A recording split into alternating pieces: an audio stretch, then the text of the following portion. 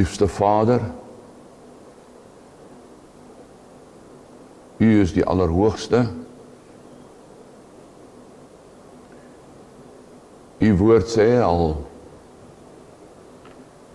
gaan ons in die diepste dale, in die diepste van die diepstes in, is U daar?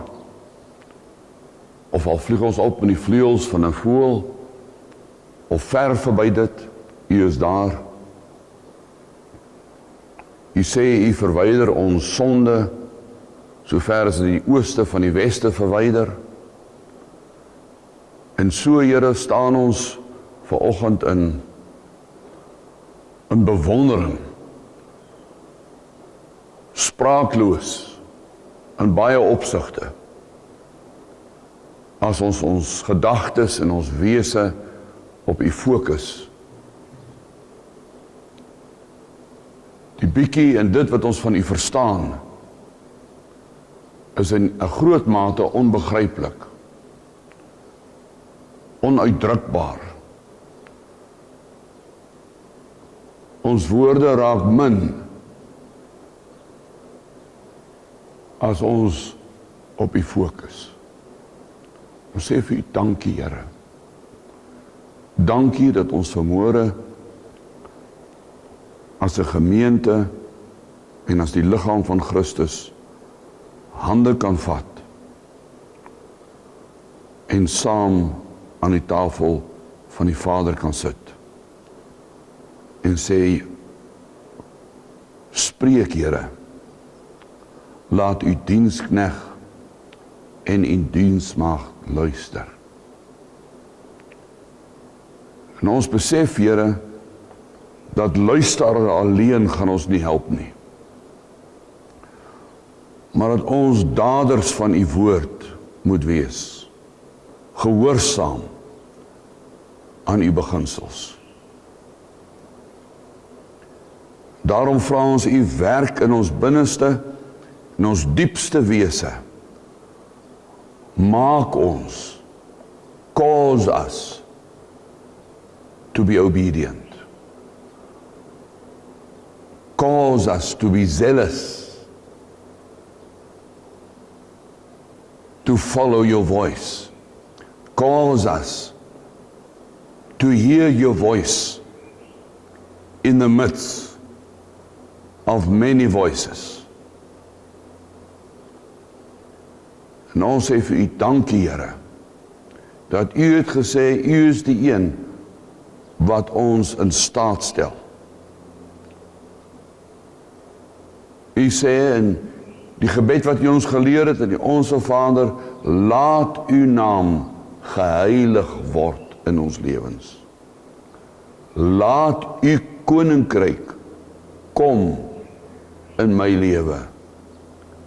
Laat U wil geskied in my binneste, in en deur my. Daarom, Here, is ons met groot hoop en moed en blydskap wat ons U woord kan oopmaak en sê, Here, laat ons U stem hoor in Jesus se naam. Amen. Ons het gesê, ons het laasweek begin en ons gaan 'n week of 2 of 'n paar kyk na die eindtyd.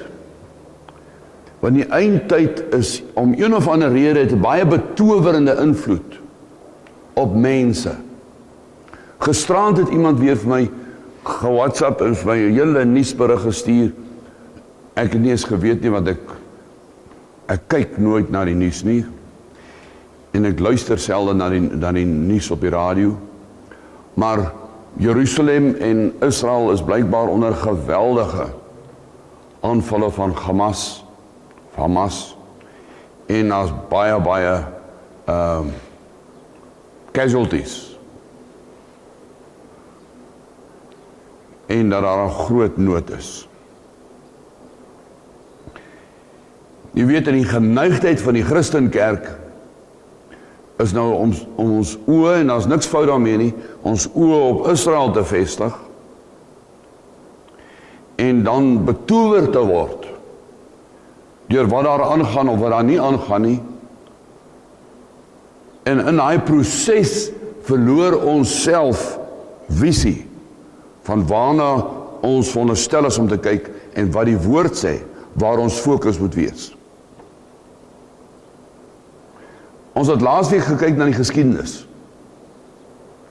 van die hemelvaart af tot onlangs. En as ons kyk na al die verskillende hoofopskrifte van nuusberigte en soos hulle in Engels sê, scares. En hoe die wêreld en die mense en die kerk gereageer het daarop. En die betowerende invloed wat het gehad het op mense se denke en reaksie. En ons het vir mekaar gesê, as ons na die geskiedenis kyk, we must not be date setters. Ons is geneig om 'n datum te plaas en te sê, right, byvoorbeeld nou, gisterand was die aanval op Israel, met ander woorde, dit is nou die eindtyd. Nee, die woord leer ons dat die laaste dae het begin na die hemelvaart, eintlik van die kruisiging af. Beskou die woord dit as the last days. So die laaste dae of die eindtyd is eintlik 'n baie relatiewe begrip. Want ons trek nou al van meer as 2000 jaar terug van die kruisiging af. Daar's 'n paar goed wat ons baie seker van kan wees. En dit is, ek gaan nou en dan Engelse woorde gebruik. Change, verandering, is onvermydelik. Die eerste keer het ek daai slogan ergens gelees op die pad. Change is imminent. Toe dog ek, sê maar, dit is 'n vreemde opmerking, en hoe meer en meer ek daarna begin kyk en dink daaroor, hoe meer en meer besef ek, dit is die realiteit van die lewe. En as ek die woord lees, sê die woord vir my, change is imminent, is inevitable, dis 'n beter Engelse woord. So, verandering is onvermydelik, verandering in jou lewe en in my lewe. Verandering in die jong mense se lewe is onvermydelik. Dinge verander voortdurend, of ons dit wil weet of nie, dit is wat gebeur. Ons gesondheid verander, ons finansies verander, ons sekuriteite skuif en verander, ons emosies verander, al daai dinge is onvermydelik. Die enigste konstante wat ek in die woord van lees en wat ek in my kort lewe ervaar, is die enigste onveranderlike is God. Die God van die Bybel, nie die God wat mense skep in hulle koppe en die God wat mense sekere doktrines oor formuleer nie. God is die enigste konstante. Kan ek dit anders te sê? Ware doktrine wat gegrond is op waarheid, op die waarheid, is 'n konstante. Want doktrine wat op die waarheid gefokus is gefokus op God, want God is die waarheid. Jesus het gesê, ek is die weg, die waarheid en die lewe. So dit is verskriklik belangrik dat die doktrine wat ons leer en onderrig en wat ons omhels, en die doktrine, met ander woorde, doktrine beteken die wyse waarop ek dink, want my denke word gerig deur dit wat ek glo die waarheid is. Om te glo iets is die waarheid, maak iets nie die waarheid nie. Jy en ek moet seker maak dat dit wat ek sê die waarheid is, wel die toetse van waarheid oorleef en deurgaan. En ek het al gepraat oor wanneer is iets die waarheid. Filosofies, wetenskaplik, wanneer is iets die waarheid. En dan kan ek my vertroue, my hele wese, my confidence, my trust kan ek dan daarop vestig. Want dan weet ek, dis 'n onveranderlike. En dit is waaroor eindtydlering eintlik moet gaan.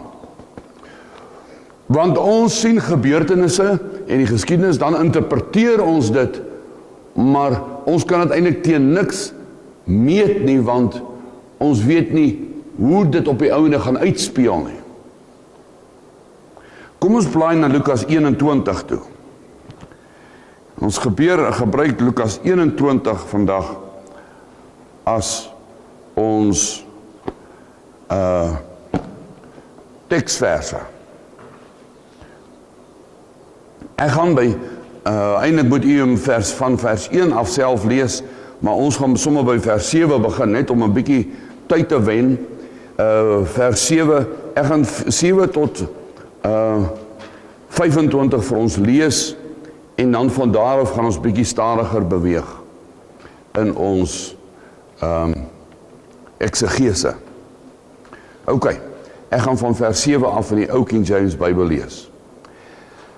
And they asked him, dis nou die disciples wat vir Jesus vra.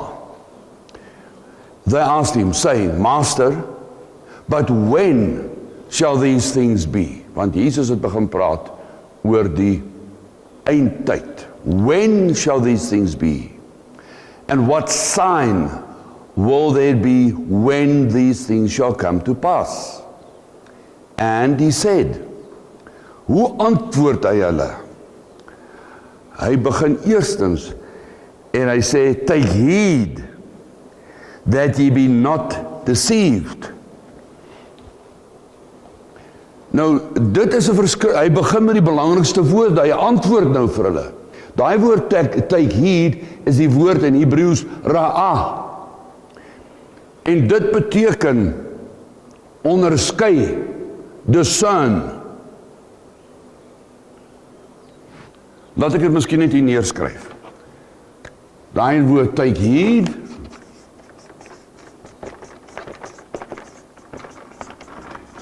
in Hebreëus is die woord ra'ah.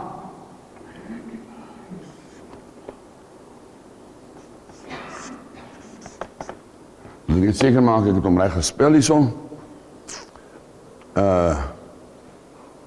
Nee, ek het jy sien die ayin en die alef klink min of meer dieselfde. Dit is eintlik hoe ra'ah gespel word. Ok, dis 'n resh, alef en 'n hey.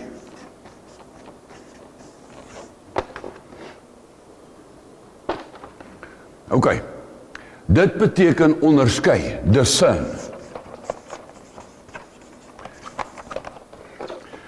Nou as ek na die Christenkerk in die algemeen luister, en ek vra vir iemand, ok, ons praat over onderskei.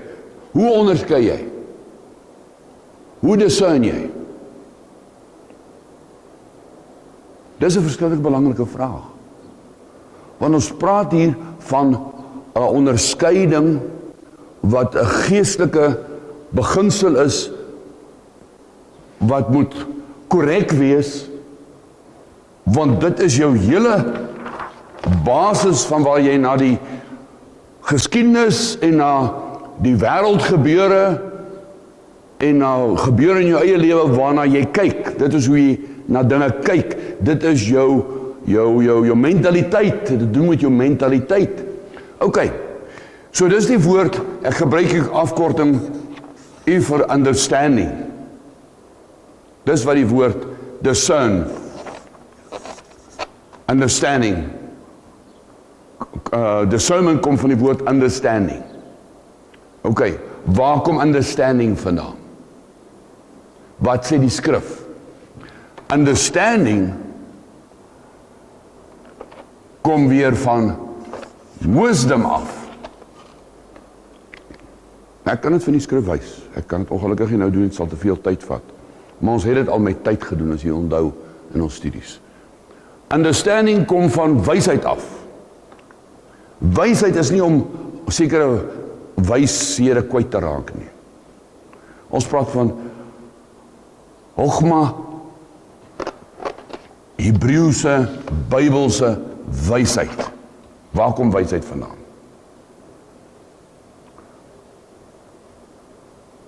Ek gaan 'n stelling maak wat ek vir u kan bewys, maar dit gaan tyd vat as ek dit moes gedoen het. Wysheid verwys na die son. Understanding kom van die woord die maan af.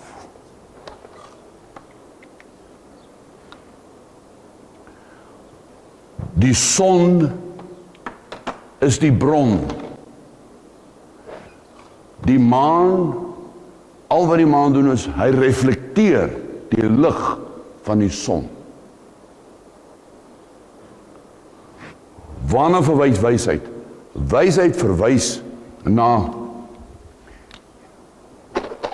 jou filing system, jou kabinet. Jy en ek is 'n kabinet waarin ons sekere inligting, ek gaan nie skryf info of data bære. Wysheid sê verder, dis die vrees van die Here. Wat is die vrees van die Here? Wanneer kan ons regtig, wanneer werk u en ek aan die vrees van die Here? Want die woord sê die vrees van die Here is die begin van wysheid. Dis net die begin. Die vrees van die Here is, wie se hand sien jy in hierdie gebeurtenis, in hierdie insident in jou lewe en in die geskiedenis wat om jou gebeur in die nuus? Wie se hand sien jy? Wie se hand is die kerk geneig om te sien deesdae, soos ek luister? Die anti-kris, kommunisme, sosialisme. Dis als waar, maar in die briewe van Johannes al, het Johannes gesê, daar's baie anti-kriste. Met ander woorde, daar's baie mense wat anti die verlossingswerk en die persoon van Jesus Christus is. OK, sodat ons dit net reg kry. So, wie se hand sien u en ek? Ons kan alleenlik sy hand sien, want ons praat van perceive, onderskeiding. Ek kan alleenlik sy hand onderskei in die situasie. As ek verby die gebeurtenis en die statistiek en die effek van die gebeurtenis kyk, en ek sien dat God is in die midde daarvan. Dit is waarom, as hy vir ons sy woord leer, begin hy by Alef. Alef beteken conceal. God is concealed. God is nie openlik en sigbaar, waar ons met ons fisiese oë hom hier kan sien in sy teenwoordigheid nie. Daarom het Jesus gesê, God is gees. OK. God is oralste. Is God. OK. So, ongeag die gebeurtenis, hy is die first cause. Ek het vir jou al gesê, verstaan die first cause op so 'n manier, dat as ons hier 'n lead sou inprop, 'n lang lead, maak nie saak of hy van hier af tot in Kaapstad is nie, met 'n klomp sy kabels wat vanaf daai lead gaan, met verskillende apparate wat daaraan gekoppel is. Miskien 'n houtsaag, 'n swysmasjien, 'n tandartse boor, 'n robot, wat ook al met elektrisiteit werk wat aan daai ding gekoppel is. Dus ongeag wie die instrument in sy hand het om te gebruik. Daai ou is nie die cause nie. Die ou van die houtsaag is nie die cause nie. Hy is nie die begin van eintlik van hierdie hele proses nie. As jy wil gaan kyk, soos wat Paulus ons leer, en die Here ons leer in sy woord, hy sê, in alles wees dankbaar. Alles, sien dit as hierdie houtsaag, die boor, die robot, die koffiemaker wat met krag werk, en so aan en so aan en so aan en so aan en so. Hy sê, in alles, na alles, moenie betower raak deur dit wat voor vooropgestel is, dit wat voor die hand liggend is nie. In alles wees dankbaar, in alles dank die Here, always rejoice. Dan sê hy, man, gee die een wat oorspronklik die energie en alles gee in hierdie saak, gee om die eer. Gaan die lied terug, tot daar en sê, oké, daar is die begin gewees. Dit beteken first cause. Dit is 'n baie wetenskaplike proses wat 'n mens moet volg, as jy filosofies daarna kyk. Dis onveranderlik, maak nie saak hoe slim jy is, of hoe dom jy is nie. As jy die regte filosofiese redenasie volg, kom jy uit by die beginsel. OK. Ek weet nou nie meer waar ek begin nie, waaroor gaan dit nie. Maar elke geskiedenis gebeurtenis, elke situasie, die first cause daarvan is op die einde God. Ons raak betower deur die detail van dit wat hier op die verhoog van die wêreld gebeur, en ons raak, en dit beheer ons emosie. Dan is ek depressief, dan voel ek, daar's hoop. Dan is ek bly, dan voel ek het sekuriteit. En dan voel ek, die Here is in beheer, en dan voel ek nie, jene, Hamas is in beheer. En so gaan dit aan, want my oë is op die gebeure en die akteurs op die verhoog van die wêreld, of van my wêreld. In plaas van, die woord leer ons om beyond dit te kyk, kyk verby dit, soos wat ons nog gepraat het oor die lead, met die verskillende toebehore aan die lead, maak nie saak hoe lang die lead is nie, van hier af tot in Canada, hier is, maak nie saak nie, maar die oorspronklike een is daar waar die krag vandaan kom. OK. So, dit is wat ons nou hier lees. Hy sê, take heed. Ja. Ek kan, so hier, die beginsel van wisdom is first cause. Dit is verskriklik belangrik. As daai konsep van my verkeerd is, my begrip van die woord, van dit wat die waarheid is, dan kan ek nie eers begin praat van 'n betroubare onderskeiding, om betroubaar te onderskei nie. Maar dit mag getroffe wees, my onderskeiding, want my vertrekpunt, waarmee ek nou goed kyk, is verkeerd. OK, so daarom sê die Here hierso, take heed. En met take heed, in vers 5, vers 8 wat hy sê, impliseer dit hierdie beginsel, want hierdie take heed, wat daai is, bepaal die onderskeiding, dit bepaal die take heed.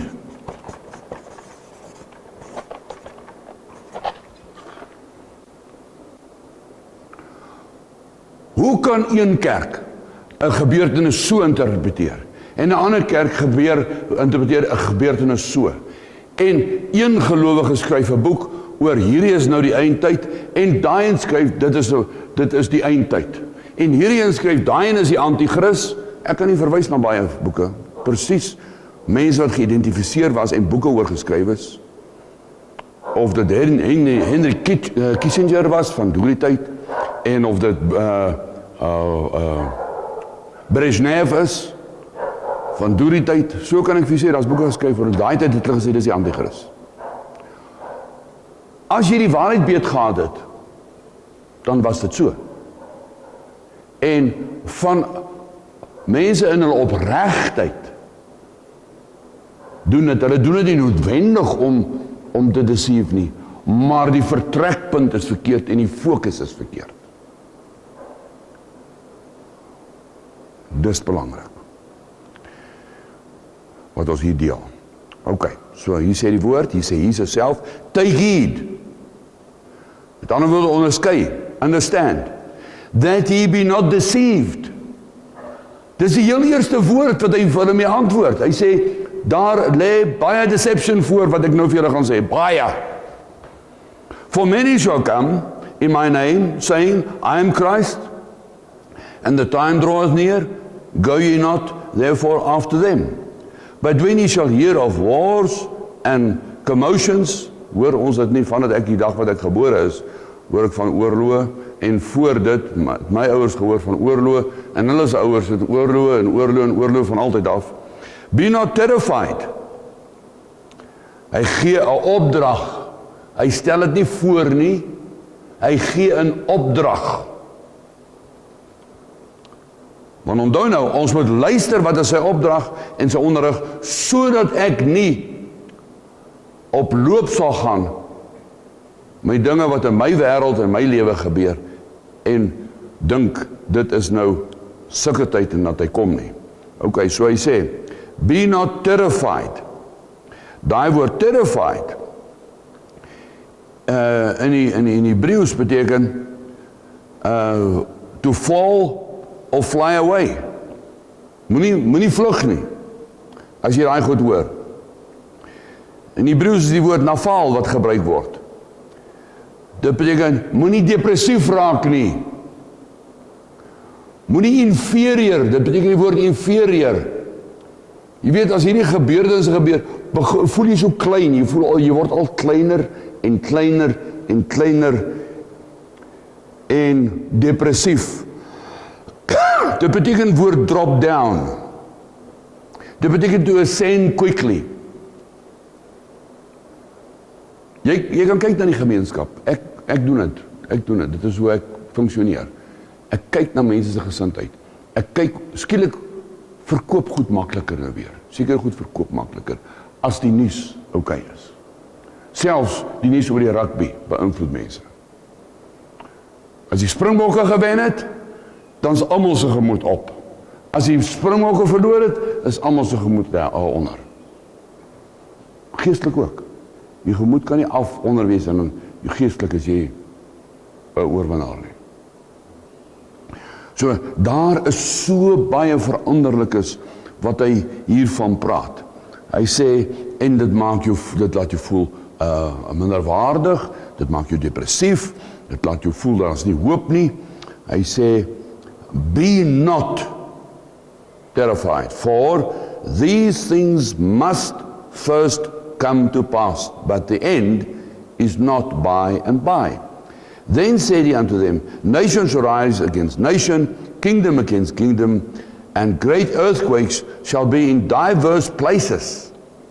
Nou mense kan vir my en gee vir my die statistiek van hoeveel aardbewings daar nou is, in verhouding tot 10 jaar gelede, en in verhouding tot 15 jaar gelede.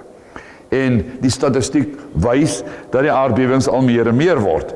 Dan sê mense, met ander woorde, dit is nou die eindtyd. Teen wat meet jy dit? Jou fokus is verkeerd. Jou fokus moet nie wees op die hoeveelheid aardbewings nie.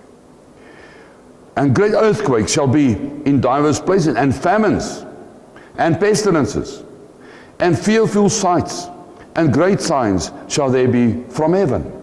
From heaven. So in die hemelruim gaan daar, en was daar al reeds, en gaan daar nog meer, groot dinge plaasvind. Natuur dinge plaasvind in die hemele. But before all these things, they shall lay their hands on you, and persecute you, delivering you up to the synagogues, and into prisons, being brought before kings and rulers for my name's sake. Ons het gesien, dat het gebeur in Israel, in Jerusalem, na die hemelvaart. Het het gebeur. En so het gebeur van daai tyd af, tot vandag toe, verskeie lande, gruisam, die geskiedenis, gruisame vervolging. So vervolging in sigself, is nie aanduiding van die tyd nie. And it shall turn to you for a testimony, settle it therefore in your hearts, not to meditate before what ye shall answer. For I will give you a mouth and wisdom, which all your adversaries shall not be able to gainsay or resist. And he shall be betrayed both by parents and brethren and kinsfolk and friends, and some of you shall they cause to be put to death. Dit het ons al baie gesien in China, Korea, hoe families, ouers, kinders mekaar verraai as die een gelowig is. Kiba, baie gebeur, vers 17. And ye shall be hated of all men for my name's sake, but there shall not an hair of your head perish. In your patience possess ye your souls. And when ye shall see Jerusalem compassed with armies, then know that the desolation thereof is nigh. Hy verwys hier na wat na 70 na Christus gebeur het, met Titus en die Romeinse leer, wat Jerusalem beset het. Hy praat hier spesifiek oor Jerusalem. Then let them which are in Judea flee to the mountains. Hy sê, as Jerusalem beset word, deur hierdie weermag, hy sê, dan is dit groot probleme vir hulle. Hy sê, hy verwys presies daarna, vers 22, vers 23,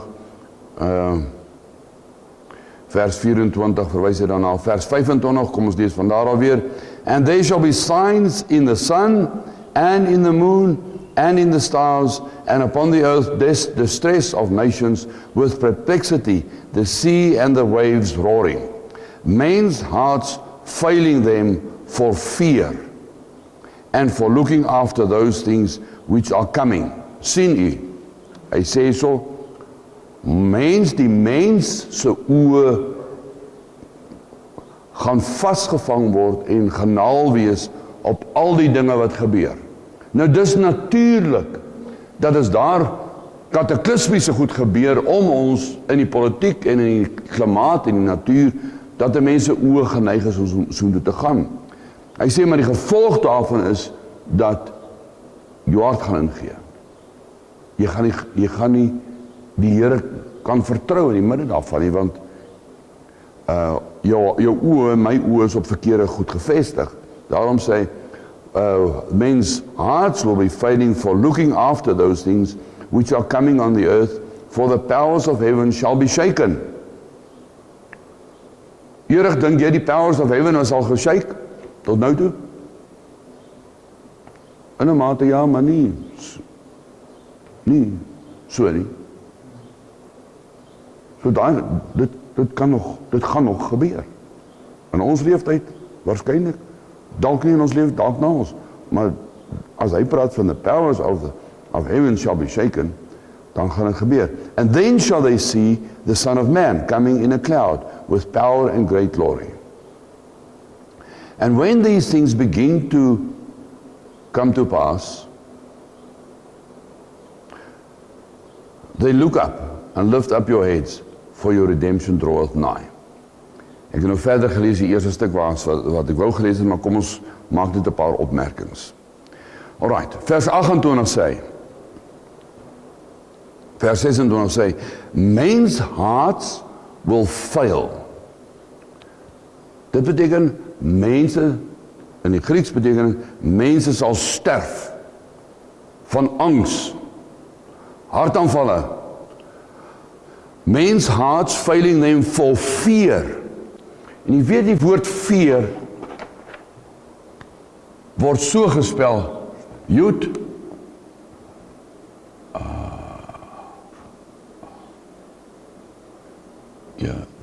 Yud, Resh, Alef. Yud, Resh, Alef. Die eerste twee letters van die woord veer spel hand. Die laaste ene is Alef. So hy sê, jy weet, hy sê jy vrees en jy is bang vir die in wie se hand jy sien in beheer is. So hy het nou gepraat van natuurrampe en van nasionale rampe en van internasionale rampe en so aan. Hy sê, as dit jou alef is, as dit is, as jy waarde dan gee en jy fokus jy oë op dit, dan gaan mense se harte mekaar tuimel. So dis belangrik wie ons in die midde van 'n situasie sien. En dit is waarom die woord ons leer om in ons eie persoonlike lewe gedurig deur en voortdurend deur die Here te sien, te onderskei in die midde van situasies, ongeag van wat is al die ander rolspelers, geestelike wesens en rolspelers in die midde daarvan. Dis die een wie jy sien en vir wie jy op fokus, is die een vir wie jy erkenning gee as die een wat in beheer is. Okay, so 'n mens haat failing them for fear. Fear, omdat hulle oë en hulle onderskeiding op verkeerde goed en goeders is. And for looking after those things which are coming on the earth, for the powers of heaven shall be shaken. Right, daar beskryf dit baie mooi, vers 28. And when these things begin to come to pass, then look up, lift up your heads, for your redemption draweth nigh. Hier is nog 'n versie wat die afgelope tyd baie in my kop gekom het. Dan sê ek vir Gisela, die woord sê kyk op. Lig op julle kop, hoofde. Dit beteken nie kyk op letterlik nie. Dit beteken, in Hebreëus beteken dit stand erect. Dis die woord amat. Stand erect. Dit beteken stand like a column. Nee, so column. Soos 'n kolom. 'n pilaar van 'n groot gebou. Staan soos 'n kolom. Stand ready to act. Dis wat look up beteken. So dit beteken jy moet opkyk nie. Jy en ek moet staan. Stand erect. Hoekom erect? Want as ek myself, my vleeslike kanel self neerlê voor hom, dan sê die woord, dan sal hy sy wil oprig in my. Dan staan ek in die gees. Dan staan my geestelike man. So dis waarvan hy praat as hy sê look up. Hy sê wandel in die gees, sorg dat jy in die gees bly. Lift up your heads. Daar praat die Here weer oor ons koppe. So hy sê, jou reasoning, jou denke, moet korrek wees, moet gefestig wees op my.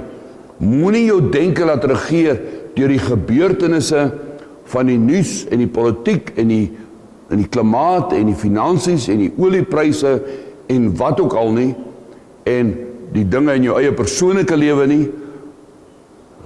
Lig op, teken vestig jou oë op dit wat saak maak, op hy wat onveranderlik is, op hy wat soewerein is. En ek wil vir julle dit so sê, want dit is hoe die skrif dit stel, dis vir die wat hulle senses oefen om in hulle persoonlike lewe en hulle persoonlike wêreld om hulle oefen om die Here die heeltyd te onderskei in die midde van alles.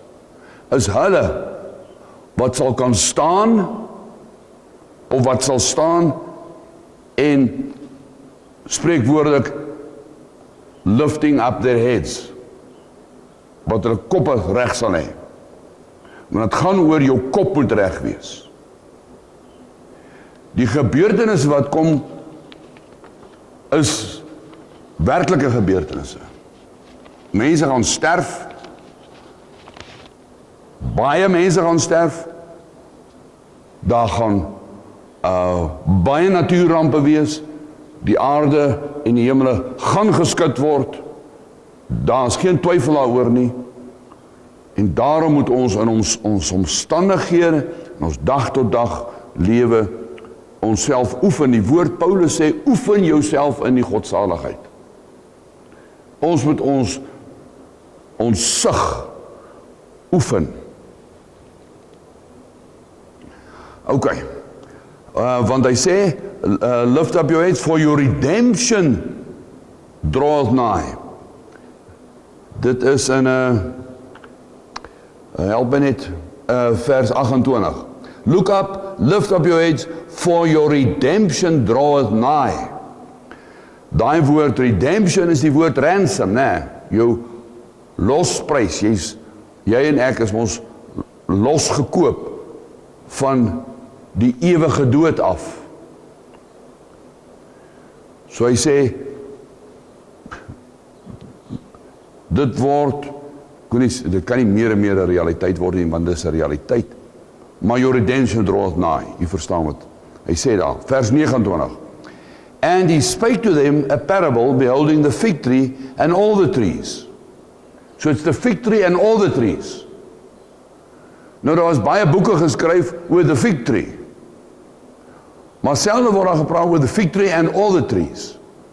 Want ons kan nou terugkyk na baie boeke oor profeseë wat geskryf is, waar daar gesê was, dat die fig tree, wat Jesus hiervan praat in vers 29, praat van Israel, wat as nasie erkenning gaan kry, en weer Palestina gaan terugkry, wat gebeur het in 1948.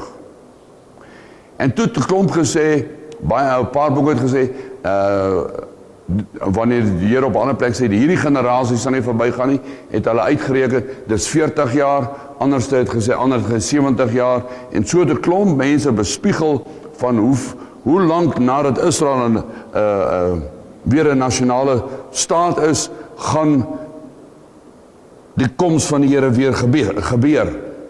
En almal was verkeerd. Ons kan nou terugkyk en sien, almal was verkeerd. So die interpretasie van wat die vyeboom is nie korrek nie. Hy praat hier van die vyeboom en die ander bome.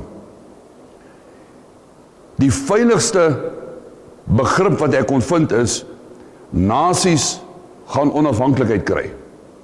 Soos Israel onafhanklikheid gekry het in 48, so weet ons dat baie lande in Afrika hulle onafhanklikheid gekry, waar Frankryk en België en Engeland hulle eers besit het, soos lande soos Indië ook. So saam met die vyeboom het ander lande ook hulle onafhanklikheid gekry. Vers 33. Heaven and earth shall pass away, but my words shall not pass away. Die Here gee die heeltyd bakens. Hy sê, dit gaan gebeur. En baie mense gaan val. Baie mense harte gaan staan, mense gaan depressief raak. Dan gee hy weer vir ons. Maar onthou nou, fokus hierop. Nou sê hy weer, nou herinner hy ons weer, tussen hierdie hoofkoerant opskrifte wat hy gegee het, van die nuus, wat gaan wees, sê hy weer, onthou nou, moet nou nie vergeet nie. Heaven and earth shall pass away, but my word shall not pass away. Hy verwys ons elke keer na waar ons sekuriteite moet lê. So hy sê so,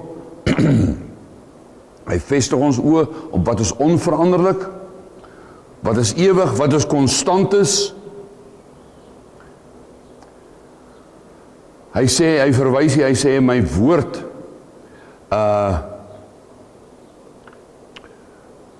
ekskuus, ek verwys, verloor elke die plek hier so. Sê weer? 33, dankie. Hy sê so, my words shall not pass away. En hierdie woord words verwys na davar, logos in die Grieks, shall not pass away. Met ander woorde, doktrine wat gegrond is op die waarheid. Nie doktrine in die algemeen nie. Daar's baie doktrine in die Christenkerk wat nie gegrond is en bestaan net uit waarheid nie.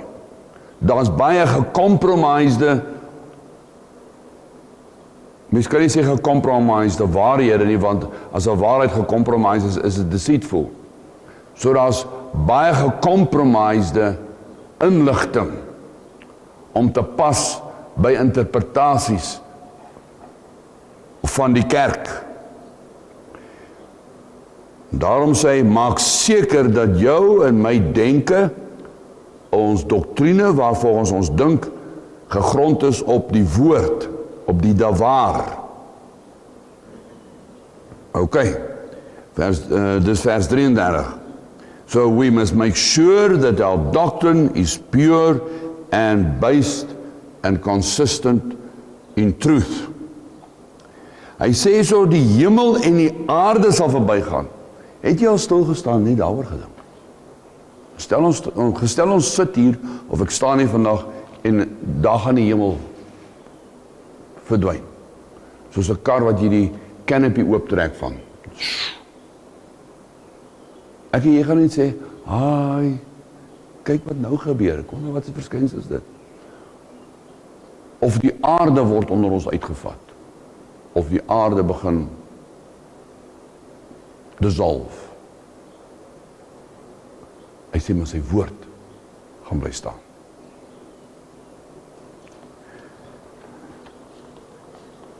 So heaven, selfs die hemel en die aarde is veranderlik is.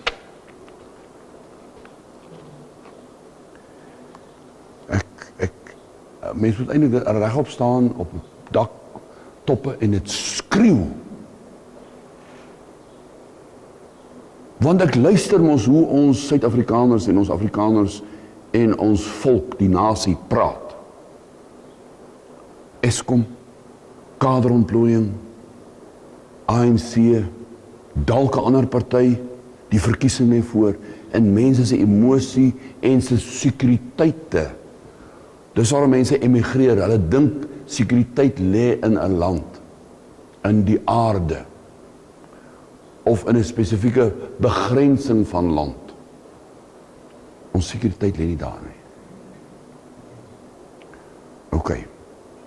Daai woord dawaar, my words shall not pass away. Dawaar. Dit beteken, as jy gaan kyk na die spelling, God's granary. God se graan silo, wat verwys na sy woord. Met ander woorde, 'n graan silo bestaan uit korreltjies of koringsaad of enkel mieliepitte, wat verwys na gedagtes, die miljoene, triljoene, ontelbare gedagtes in jou en my kop, sê hy, moet ons vervang met sy woord. Dit vervang nie hulle self nie. Ons moet fokus op die woord. Ons moet die woord lees. Ons moet die woord memoriseer. Ons moet die woord predik. Nie ons eie doktrine predik nie. Want ons het sy granary tot ons beskikking. Sy graansuier van idees en gedagtes is tot ons beskikking. Dan in vers 34 begin hy met spesifieke instruksie, alhoewel al reeds baie gesê het. Jesus self. Vers 34. Ons gaan net daarby stil staan vir 'n paar oomblikke. Hy sê, hemel en aarde gaan verdwyn, my woorde gaan nie verdwyn nie. And, so dis die eerste ding wat hy sê. My woord is onveranderlik. Nommer 1. And die tweede ding, take heed to yourself. Aan wie moet ek aandag gee, sê hy? Aan jouself. Dit is nie egosentries nie, want het gaan oor die waarheid nie. Hy sê, jy moet sorg met dit wat kom oor die aarde. Moet jy sorg, 'n sekere voorsorgmaatreëls tref. Daai woord, take heed. Daai woord, take heed, laat ek dit net hier neerskryf vir ons. Take heed is die woord shamar in Hebreëus. Shem, mem, resh. Shem, mem en resh. Shamar. Dit is die woord take heed. Nou die woord shamar. Kom ons kyk net eers na die woord hier, nou hoe hy gespel is. Oepsie. Jo, dis nou so baie krag het. Trek ek daai ding heeltemal. Shem.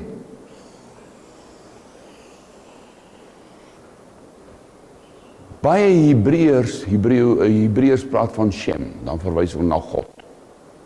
Shem. So, take heed, sê God, hy wat is. Resh beteken, resh, as jy reg onthou, resh sê hulle, die tekenkie, die manier hoe hy geteken is iemand wat so staan. Hulle sê, dit is hoe ek voor die Torah moet staan, dit is hoe ek die woordlering moet ontvang, in nederigheid, in afhanklikheid erken, dit moet my houding voor die woord wees, dit moet my houding wees vanoggend met die Bybelstudie, dit moet my houding wees. Ek is in nood, my denke moet verander, sy Torah moet in my kop kom, sy manier van dink moet my manier van dink word.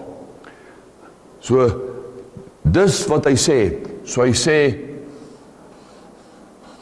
my denke moet gefokus wees op hom, my denke, die resh, verwys na Torah. Ekskuus, hierdie ding is, ek gaan nie met omskryf nie, want hy gaan nie mooi op die beeldmateriaal wees nie. So, dit is hoe ek moet take heed, wat ek weer hier skryf, Torah.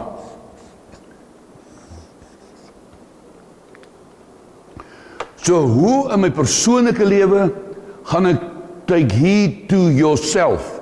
Ek kan geen beheer uitoefen oor my vrou of my kinders of die mense om my van hoe hulle dink en wat in hulle kop aangaan nie. Ek kan nie. Ons moet elkeen verantwoordelikheid neem oor jou eie gedagte, jou eie dinamika, jou eie kognitiewe verwerking en gesprek hier in jou binne gesprek. Dis waarvan hy praat. Hy sê, as ek vir u kan sê, wat die woordeboek, die Hebreëse woordeboek sê, beteken, shamar beteken, to embrace, to cherish, to protect the word, the truth, his way of thinking, against your ego, your pride, your and my greed to be independent, and the words of others and the thoughts of others around me. So hy sê, dit is eerstens hoe ek my voorberei vir die eindtyd. Take heed. That's how I take heed. So nou in my lewe moet ek take heed to yourself. So as jy nie vandag krisis het in jou persoonlike lewe of in jou familie of gesin nie, moet jy net dankbaar wees, maar jy moet dan jy tyd om te oefen, jou in godsaligheid te oefen, om God te sien en te onderskei in jou omstandigheid. Sodat jy ook voorberei kan wees vir die gebeure wat in die hemelruim gaan kom, wat op die aarde tussen nasies gaan gebeur, en wat in die nuus en die ekonomie en die natuur verder gaan gebeur. Okay, take heed. So hy sê, kry godly reasoning. Take heed to yourself, lest, sien jy daar, vers 34, hy sê, sodat jy, lest at any time your hearts be overcharged with surfeiting, drunkenness, and cares of this life, so that they come upon you unaware. Sodat jy onvoorbereid is, wanneer hy gaan kom. Of hy nou vir jou en my kom op die wolke, of hy gaan kom in die wederkoms, en hy gaan kom deur die dood. Kom gaan hy kom. Vir elkeen van ons. Okay, so hy sê, so that your heart, lest our hearts be overcharged.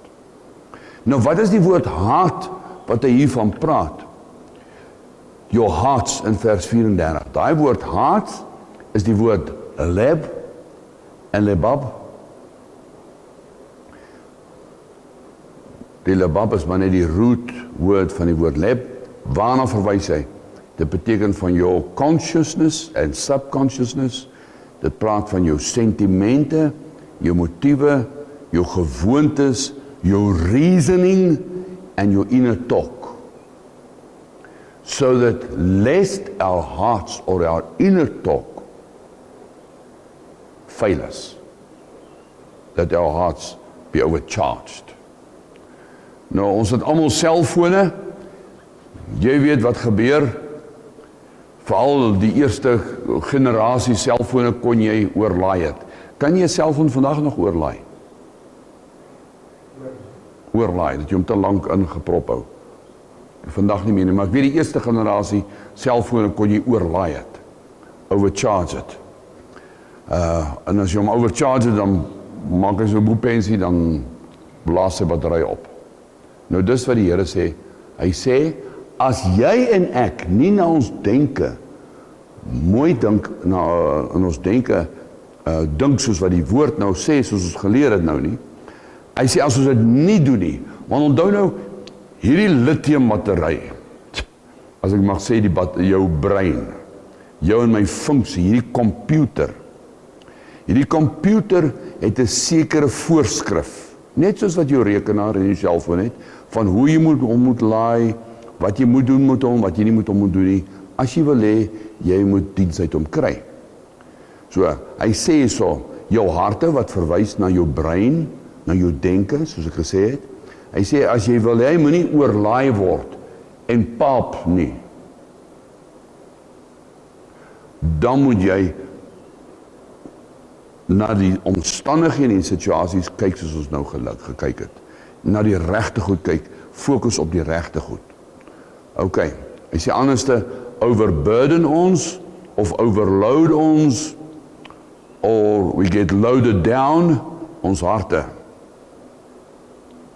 Want jou en my brein, ons binneste is net gemaak vir soveel. Ek kan nie alles verwerk nie. Ek kan nie al dit wat die eindtyd teweeg gaan bring. Jou hart en my hart kan dit nie als vat nie. Hy het net 'n sekere kapasiteit. Sy kapasiteit is van so 'n aard dat hy die woord kan vat, sy greinery kan vat, sy denke kan vat. En ek moet dit vervang. My denke, my ego, my vrese moet ek vervang met sy manier van dink. Ok. Hy sê, lest our hearts be overcharged with surfeiting. So waarmee kan ons brein oorlaai? Ons kan dit oorlaai met surfeiting. Surfeiting beteken greed, lusts, excuses. Of ons kan hom overfeed, oorlaai met goed wat hy nie veronderstel is om nie gelaai te word nie. Bekommernisse oor wat gaan gebeur polities, wat gaan in die natuur gebeur, hoe gaan dit uitspeel, hoe gaan die ekonomie werk, en so aan. Jy kan daarby byvoeg. So, en selfs, surfeiting praat van te veel eet ook. Ooreet. As jy en ek onsself ooreet, dat ons oorgewig is, meer as wat ons moet hê, dan maak dit ons, 'n dokter sal vir jou sê, jy praat stremming op jou hart. So in die natuurlike en die geestelike kom het ooreen. Hy sê verder, dat their hearts be overcharged with drunkenness. Hy praat nie hier van bier en drank, nie. Ja, die eerste vlak van betekenis, sal dit daai goed beteken, as jy te veel daarvan drink. Maar het drankenis, die moderne mens, word sy senses, wat is dit in Afrikaanse sens? Sy sintuie, ons sintuie, word op baie maniere beheer. En wat ook al die moderne mens se sintuie beheer, moet ons versigtig mee wees. Want dan sekere substances, goed wat jy kan drink, pille, drank, so kan ons aangaan, wat jy kan drink. Medikasie is, wanneer dit nodig is, gebruik dit. Ons praat nie daarvan, ons praat van gebruik buitekant voorskrifte, dat het jou en my sintuie beïnvloed. As ons sintuie beïnvloed is, en ons kan nie so skerp wees wat ons moet, en soos wat die woord nou gesê het, om te fokus op die Here nie. As my sintuie en jou sintuie beïnvloed is, kan ek moeilik die Here sien in my omstandighede. Nou, daar is baie goed wat ons sintuie beïnvloed. Die sport en die uitkoms van die sport kan ons sintuie so beïnvloed, dat ek nie reguit kyk nie, na ander gebeurtenisse nie. Enige ander invloed wat kontrole neem oor my sintuie en my sintuie manipuleer. Of het die televisie is, of het televisie games is, of watter elektroniese device of toestel, deesdae is daar so baie goed wat die jeug se sintuie beheer. Kom ons sê gevoel, iets wat jou gevoel beheer. Iets mag jou gevoel beheer wat vir ander mense nie 'n probleem is nie, en as jy agterkom dat hierdie ding jou gevoel so manipuleer en beheer, dat dit jou oordeel begin aantas, dan is dit iets wat jy moet los. En dan sê hy, the cares of this life. Nou daarmee kan ons almal identifiseer. Daar kan 'n punt wees in ons versorging van ons gesin en onsself, waar dit so raak dat dit jou brein begin beheer. Dit begin jou consume. As dit kom by daai punt, dan moet jy en ek bid en kyk of ons nie kan kry dat iemand saam met ons kan dink, hoe gaan ons ekonomies die ding bestuur, of hoe gaan ons maak, of wat kan ons doen om dit te beheer nie. Baie mense vlieg te hoog finansiëel, hulle bly te duur, of hulle ry te smart karre, ons praat ons sommer net Afrikaans, of hulle lewenstyl is van so aard dat dit hulle sintuie begin aanraak en hulle sintuie begin beheer. Hulle gevoel en hulle uitkyk na die lewe begin vertroebel raak daardeur. Ek het hier vir myself geskryf. Marco en Ricardo, ek wil julle vra. Ek wil julle 'n vraag vra. Luister wat ek sê. Moet my gesindheid wees to work to live, or to live to work?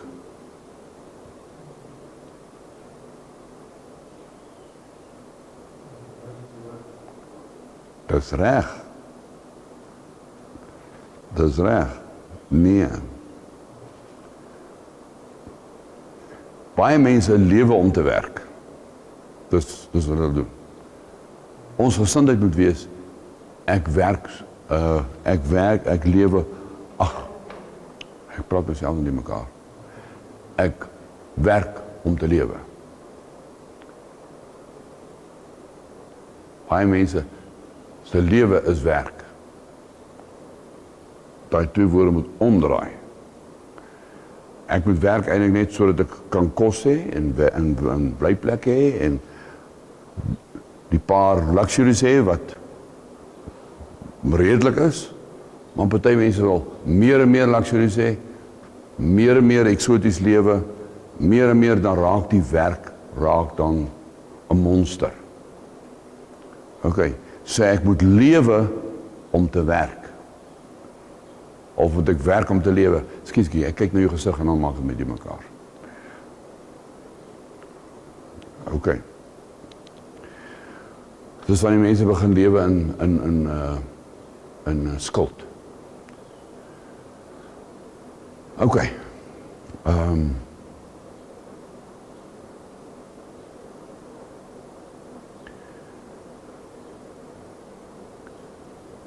Die ou dilemma wat ons maar hoor van mense wat hulle werk so, hulle het nie tyd vir Bybelstudie en dan nie tyd om kerk toe te kom nie. Dan moet jy weet, daar's 'n probleem.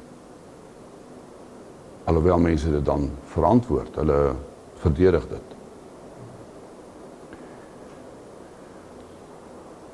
OK, vers 34 sê hulle, die Jesus sê, sodat daai dag nie op julle val nie. So that day come upon you unaware. Nou, that day, vers 34, sien julle daar staan? And so that day come upon you unawares.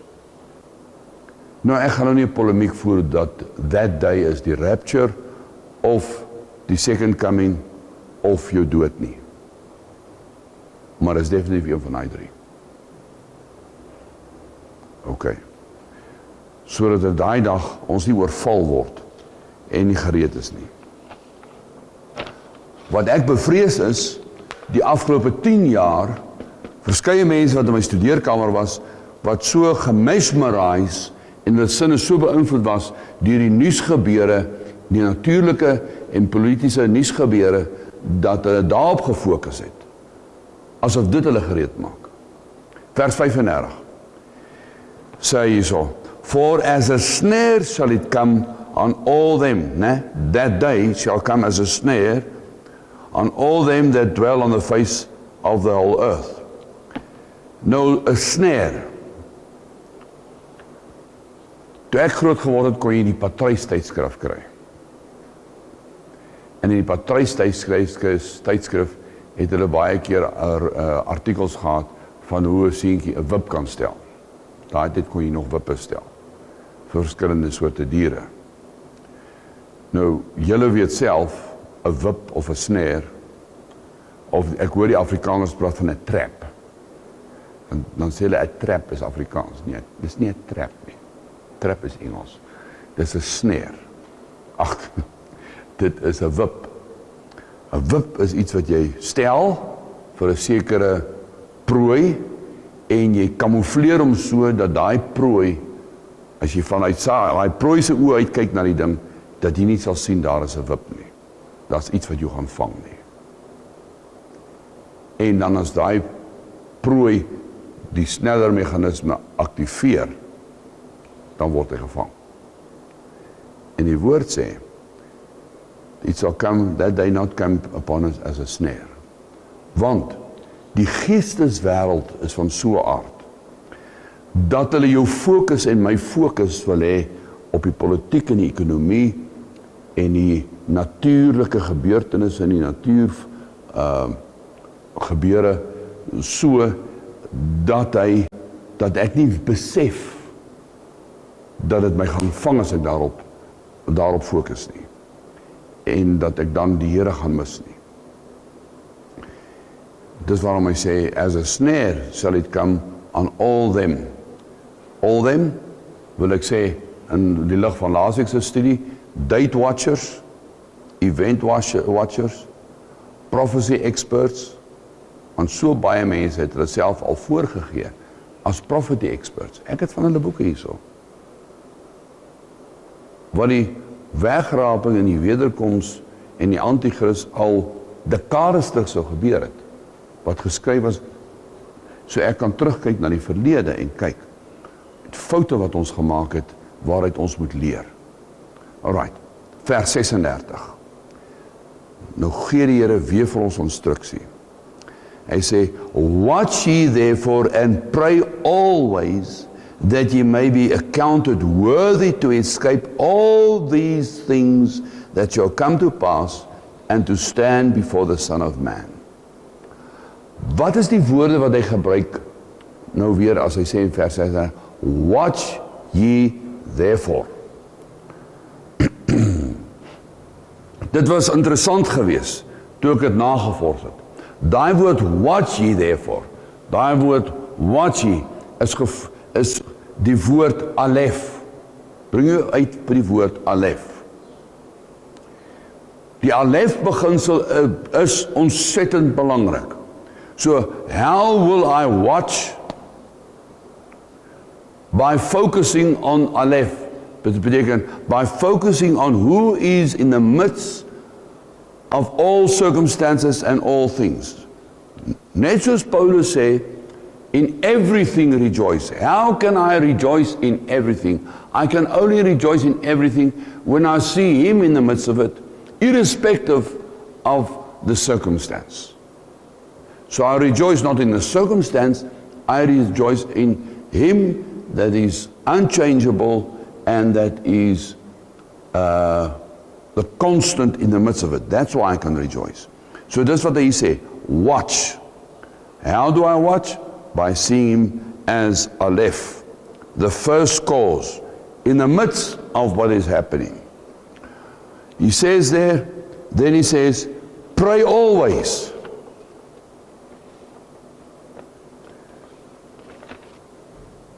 Pray always.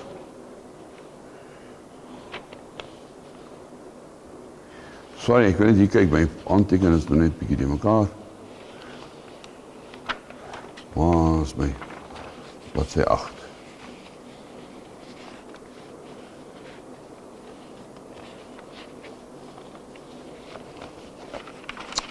Ag tog, skus, dit gebeur daarom nooit nie.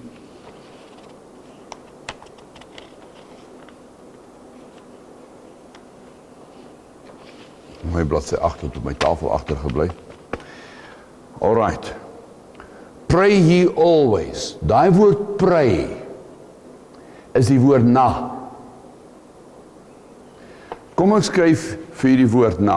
Want as hy pray ye always, dit beteken ek moet nie gaan werk nie. Beteken ek moet net die hele dag bid. Daai woord is die woord pray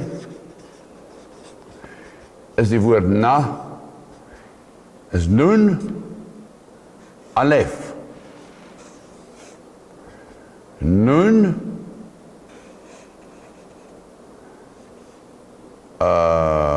alef. Excuse.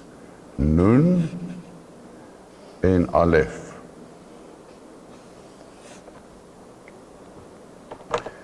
Pray ye always. Nun en alef.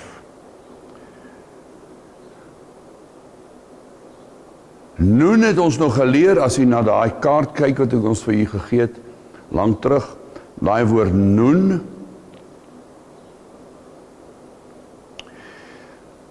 verwys na die woord jubilee, freedom, joy. Dit verwys ook na die woord faithful.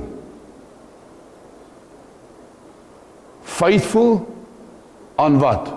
Wat sê ons daar? Faithful aan Aleph. Jubilee because of Aleph. Freedom because of Aleph. So, ek moet in daai mindset, so dit verwys na 'n mindset wat ek moet hê. Van om to be joyful in everything. Why?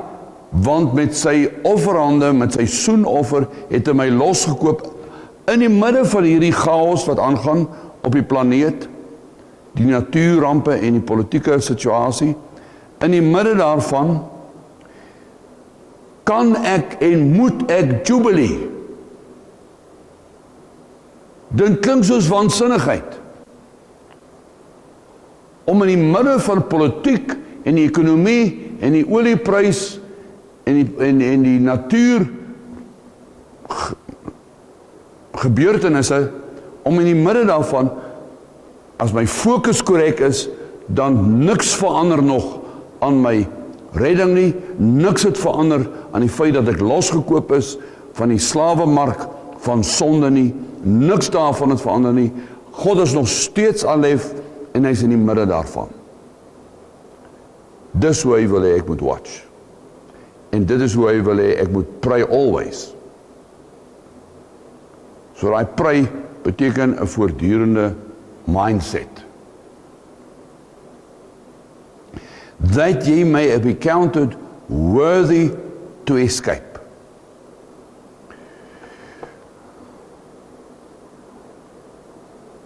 Right, hierdie bladsy wat ek het voorberei, soos ek sê, het moet ergens seker my studeerkamer ergens wees, is nie wat. Ek het daarom dit vir u gesê wat noodsaaklik is. So hy sê, that ye may be worthy to escape. Daai woord escape was altyd veronderstel. Want baie Bybelstudies is net vanuit 'n veronderstelling uit. Baie mense sê, sien jy? You are worthy to escape. You are worthy for the rapture. Die woord escape is rapture. Nee, dis 'n veronderstelling. Dit is nie die woord rapture nie. Want you will never be worthy to escape. Daai woord worthy en die accounted worthy is gekoppel aan die woord how I pray. As my fokus is op hom, soos ek gesê die woord na, en ek verbly myself in hom, noodwendig, escape ek, en laat nie toe, dat die gebeurtenisse, my gevoelens en my geloof dikteer nie.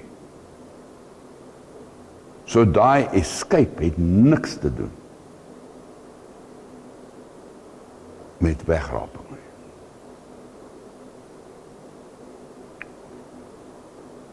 Ek deel met u goed wat ek weet, wat in die boeke staan, wat ek weet, self gehoor gepreek was. OK, dit word sommer net gebruik as 'n motivering vir die wegraping.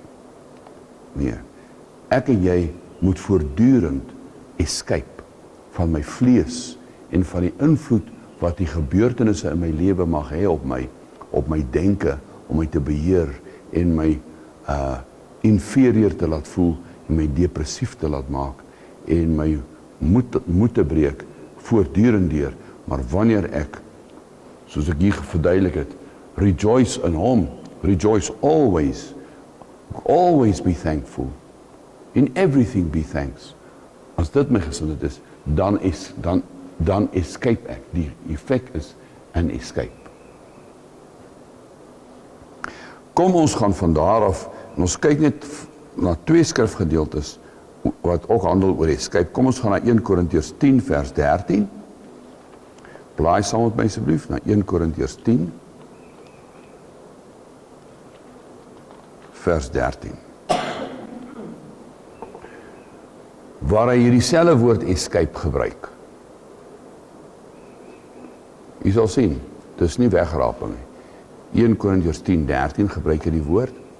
As u daar kan ek lees. 1 Korintiërs 10 vers 13 sê, there hath no temptation taken you, but such as that is common to man, but God is faithful, who will not suffer you to be tempted above what ye are able, but will with the temptation also make a way of escape, that ye may be able to bear it. OK, wat is daai woord temptation? Daai woord temptation verwys u en my, dit verwys ons, ek net hier skryf, aan volgens en makliker, die woord temptation,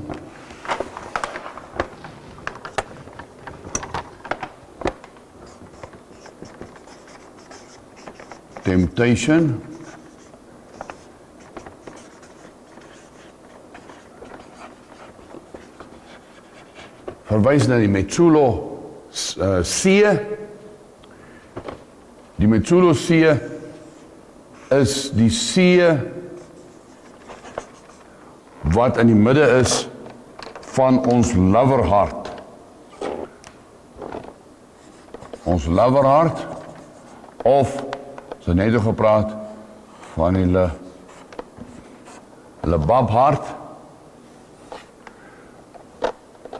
hierdie is die see. So in die midde van ons loverhart, ek gaan dit nou verduidelik, is daar dieptes wat ons eintlik nie kan bepaal nie, wat net die Here kan uitmeet en bepaal, waaruit ons temptations vandaan kom. Soos ek verduidelik het in die Onse Vader, wat verkeerdelik vertaal is wanneer ons sê, lei my nie in versoeking nie, die Here sal jou nooit in versoeking lei nie, die woorde moes korrek so gelui het, moenie Here, dat die dieptes binne my, van my ou vlees en my ou mens, wanneer u dit na vore bring, deur omstandighede my bewus maak van sekere onsuiverhede wat in my binneste is, verlos my van die bose, werk in my, dat daai dinge wat u na vore bring, dat u my daarvan sal verlos. Ok. So dis wat hy hier sê, so hy sê hierso, hy sê, met hierdie temptation, wat hy hierdie vlees, vrese, trots, liefdes wat ek het, sentimente, voorkeure, bo God, wat ek hier in hierdie sê het, hy sê, wanneer dit na vore kom, u maak, u openbaar hulle, wat het ook al is, wanneer dit na vore bring, hy sê, u sal daarmee saam, sal u en escape bewerkstellig, en ons weet, die escape is die sacrifice,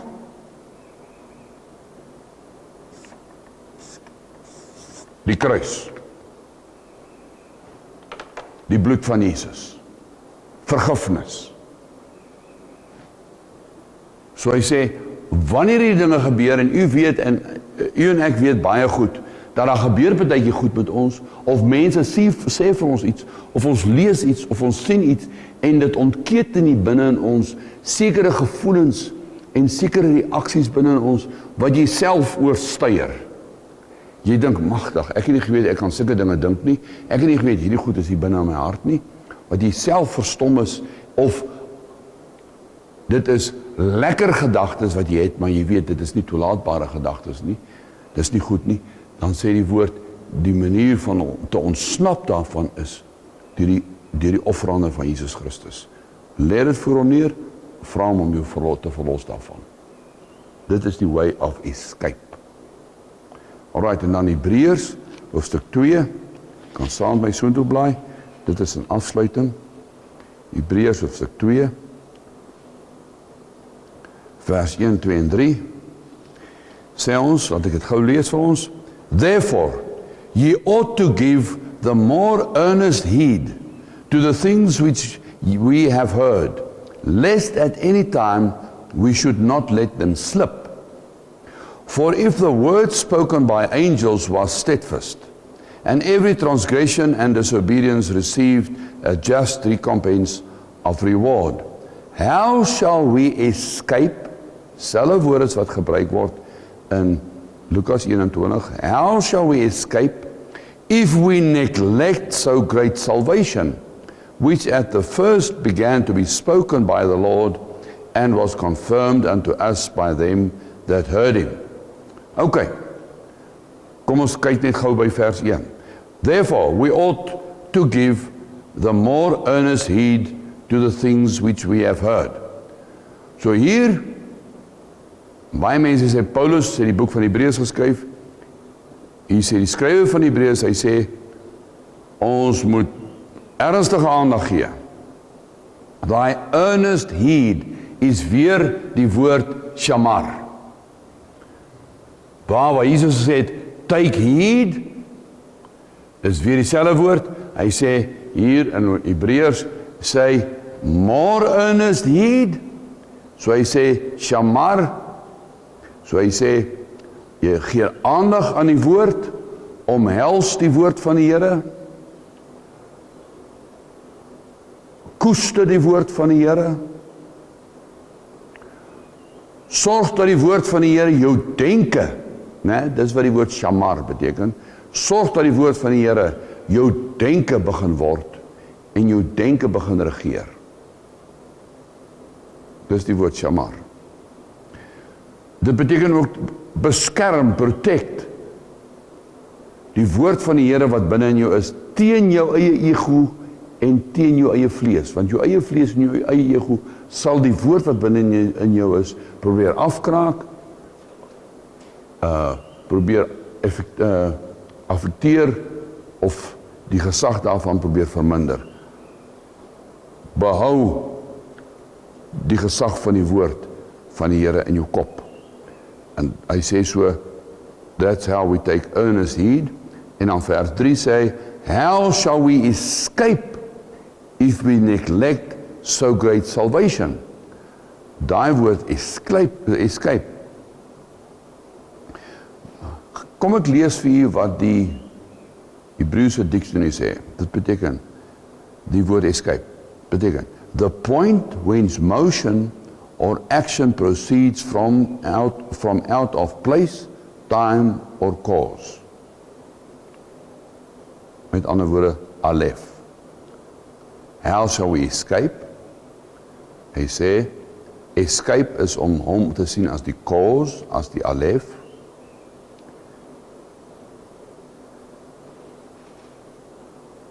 Ek sal hom net as die cause en alef kan sien as ek nie, if I do not neglect the great salvation that he has given me. Daai woord salvation is die woord Yesha. Beteken the essence of existence. Wat is die essensie van u bestaan? Wat is die rede hoekom u en ek lewe? Wat is ons doel as mens? My doel as mens is om by die essensie van die bestaan uit te kom, en die essensie is God self.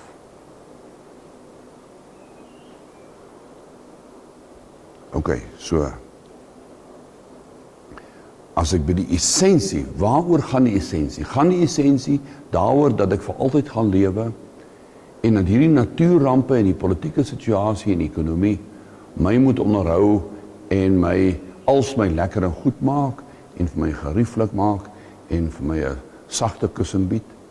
As dit is wat dit is wat my doelwit en my essensie is, gaan ek erg teleurgesteld wees en in 'n sielkundige toestand raak. Want my essensie het ek verkeerd gedefinieer. Daai woord salvation praat van the essence of existence. Dis wat dit beteken. So hy sê, as ek die essence of existence mis, dan sal ek nie kan escape nie. Want as ek die essensie onthou, dan sal ek escape. Dan sal ek sien, hy is die alef in die midde daarvan. Dan sal ek alles wat hy sê, shamar. Ok. In retrospek, as ek net baie kort kan opsom. Ons fokus moet alef wees. Ons fokus mag nooit natuurlike disasters wees nie, of politieke onstabiliteit wees nie, of finansiële onstabiliteit wees nie, of finansiële stabiliteit wees. Dit mag nooit my fokus wees. My fokus moet alef wees. Verder, change, verandering, is a given. Is seker. Vandag het jy werk, môre het jy nie werk nie. Vandag is jy gesond, môre voel jy nie lekker nie. God is die enigste konstante.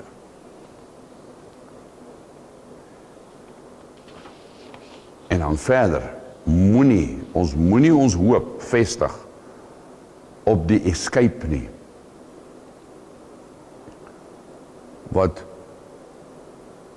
baie mense die woord escape daar vertaal as die wegraping nie. Ek het met mense gepraat, en mense met my kom praat en met ons kom praat, en hulle hoop was absoluut in die wegraping.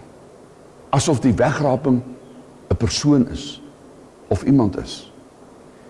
Die wegraping of die escape cannot save or redeem us. Mense het gedink deur te weet wanneer die wegraping is, dag en datum en seisoen en tyd, deur dit te weet maak hulle gereed en kwalifiseer hulle om daarin te wees. Dis 'n leuen, dis 'n wat sê hulle, infame leuen? Wat is die woord? Wat is die woord? Infame leuen, dis 'n infame leuen. OK. The escape must be Aleph and all he is. That is the escape. En weer eens, the rapture cannot redeem or save. Die rapture is nie 'n persoon nie. Die escape is nie die rapture nie. Die escape is 'n persoon. Die escape is Golgotha. Golgotha. Jesus Christus. Hy is die escape. Goed.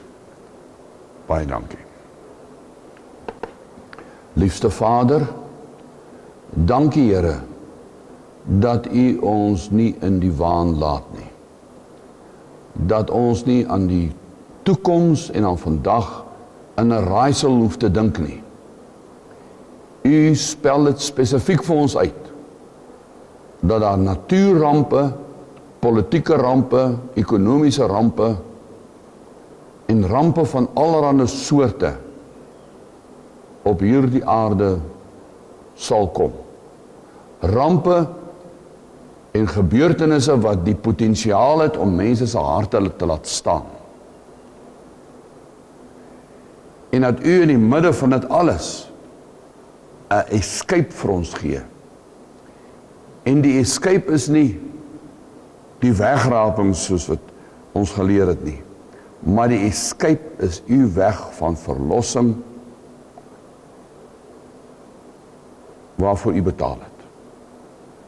Werk asseblief so in ons binneste, bid ons, dat ons fokus op U en op dit wat U aan die kruis volbring het, en op die oop graf, die feit dat U die dood oorwin het, dat ons fokus daarop sal wees. In Jesus se naam.